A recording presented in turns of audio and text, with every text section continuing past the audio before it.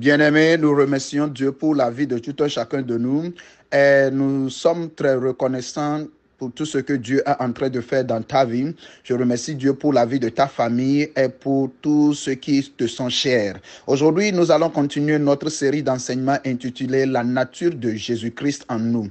Aujourd'hui, nous allons lire dans 1 Pierre chapitre 1 versets 15 et 16. La parole déclare: puisque celui qui vous a appelé est saint, vous aussi soyez saints dans toute votre conduite, selon qu'il est écrit: vous serez saints car je suis saint. Bien-aimés, nous venons de lire 1 Pierre chapitre 1 versets 15 et 16. La Bible dit: mais celui qui vous a appelé. Nous tous, nous allons à l'église, mais nous avons un appel. Dieu nous a appelés pour adorer en tant que ses enfants, non pas des religieux.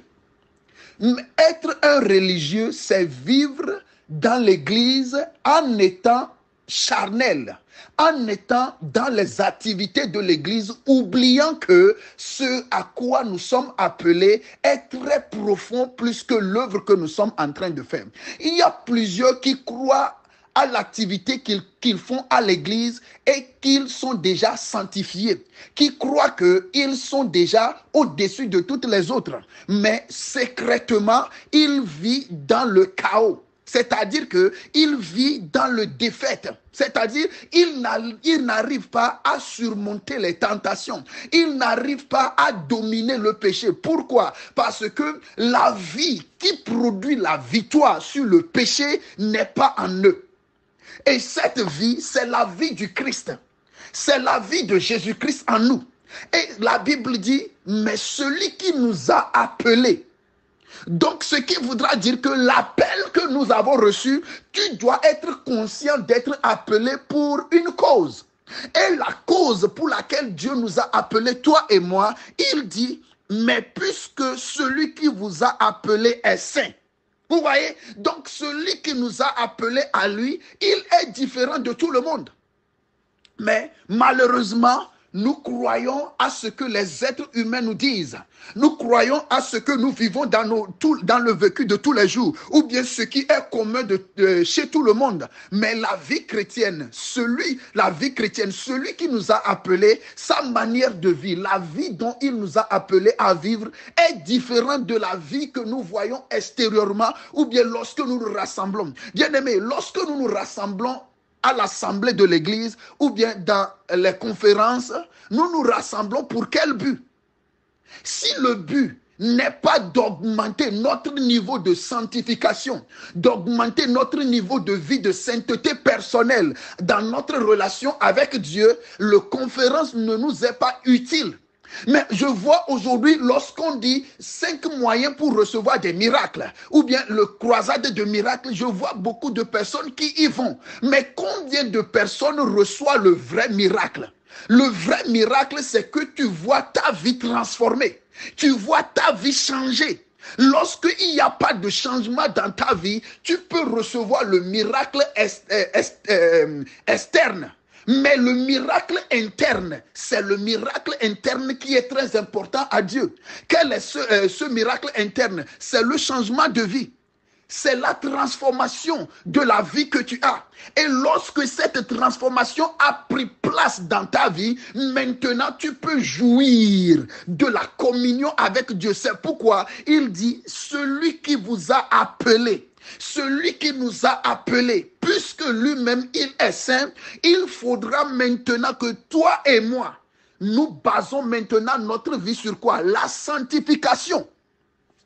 Et la Bible dit: sans la sainteté, nul ne peut voir le Père. Il y a plusieurs qui vont à l'église, c'est une bonne chose, c'est formidable d'être membre d'une association. Mais est-ce que tu fais partie de la maison où la sainteté est la vie de tous les jours? Je ne parle pas de l'église sur terre, mais de la maison du Christ. La maison que Christ lui-même est en train de bâtir. Est-ce que tu fais partie de cette maison? Est-ce que tu fais partie de ce corps? Est-ce que tu fais partie de cette congrégation? C'est là où la vérité doit être éclairée. Si depuis que tu as donné ta vie à Jésus, tout le monde te connaît en tant que quelqu'un qui est rancuneux, depuis ce temps-là que tu as passé dans l'église terrestre, ton niveau de rancune n'a pas disparu. Mais maintenant que tu deviens plus pire en gardant rancune contre les frères et sœurs, et même contre le pasteur qui te prêche, qui t'enseigne, lorsqu'il dit tu es béni, tu dis amen. Mais tu t'es en aversion contre ce dernier. Tu crois que tu pourras recevoir la bénédiction? Non. Alléluia. Amen. Donc, la vie que nous sommes appelés à mener, c'est une vie qui est saine. Ce n'est pas une vie de désordre. Ce n'est pas une vie de débauche. Ce n'est pas une vie d'immoralité. Mais il dit celui qui nous a appelés. Qui t'a appelé, mon frère? Qui t'a appelé, ma soeur? Là aussi demeure le problème.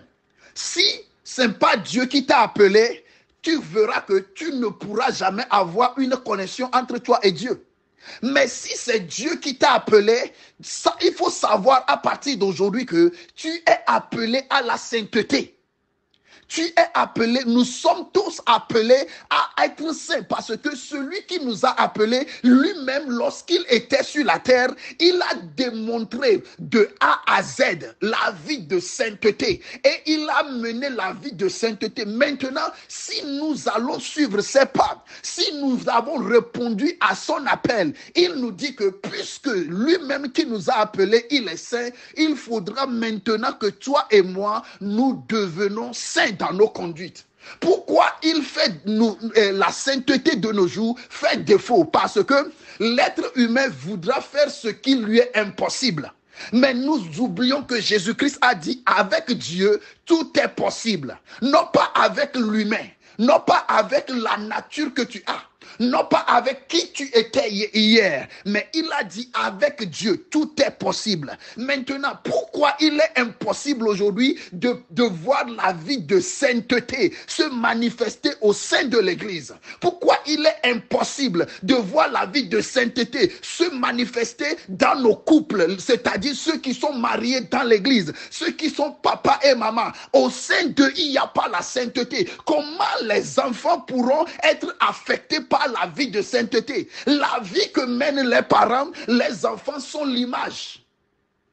Si les parents mènent une vie de sainteté dans la crainte de l'Éternel, tu verras que les enfants seront affectés. Mais puisque depuis l'Église, celui qui conduit l'Église lui-même, il est encore en perpétuelle lutte avec le péché, que fera le reste du corps? Eux aussi, ils n'auront pas de victoire sur le péché. Mais Dieu t'a mis sur mon chemin, ou bien Dieu m'a mis sur ton chemin pour te rappeler que sans la sainteté, tu ne pourras pas voir Dieu.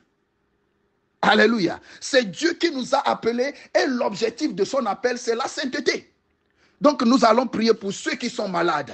Nous allons intercéder en faveur de ceux qui sont malades. Éternel Dieu des armées, je prie au nom de Jésus. Je remets la vie de tous ceux qui souffrent d'un mot entre tes mains. Je prie maintenant, Saint-Esprit, touche leur vie et guéris-les au nom puissant de Jésus-Christ.